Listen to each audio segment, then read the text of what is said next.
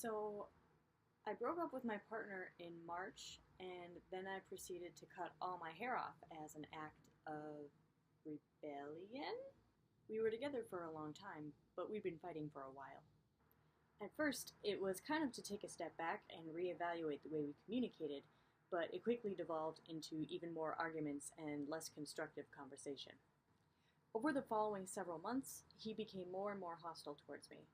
I should mention that I was also hostile towards him, but I had a personal code of conduct of rules that I would not break. Things like not attacking his character and refraining from name calling and swearing directly at him. He did not follow these same rules, and I started having to ask him to give me basic human decency. The first time this was a major issue, he called me names and I cried. After a few days of cooling off, I told him that behavior wasn't acceptable and he can't treat me that way. I think this may have been before the official breakup, but I'm not sure. He continued to treat me that way. He has told me the following things. All I do is hurt people.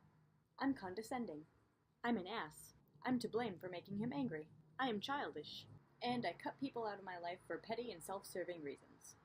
Additionally, every time I tried to tell him that his actions were hurtful towards me, the conversation got turned around, and it was always about what I did wrong, and how I treated him so horribly every day of my life. Sometime in May, I told him he was on his last warning for name-calling, that if he did it again, I would walk out of his life and not look back. He called me childish. In the beginning of June, we were arguing about some money that he owes me, and he called me names again. I told him how much his remaining balance was, and after that, he can consider me to be dead to him. He told me I really like cutting people out of my life. So I sent him a screenshot of his previous warning and left it at that. I think I told you this, but I think it's about that time in the video where I talk about the aftermath. Being someone who already has a pretty low opinion of themselves, this sent me on a little bit of a spiral. Also, being someone who has lived with mental health issues for several years now, I know that I can't blame people for how I feel. Depression is a chemical imbalance, not a reaction. That being said, I have no qualms with saying that he contributed massively to me wanting to take my own life. He convinced me so thoroughly that I no longer had the capability to empathize and treat other people with kindness. Every effort I made to be a good person would be in vain, and I would continue to systemically reject everyone who cared about me. I don't say that to look for sympathy. I did seek help, and I am approaching what I would consider to be normal for myself. I do say that because that realization was what caused me to finally call our relationship what it was: abusive. I was reluctant to call it that for a long time because we had been together for several years and it had never been an issue, but I reached a point where I had to speak truth to my experience.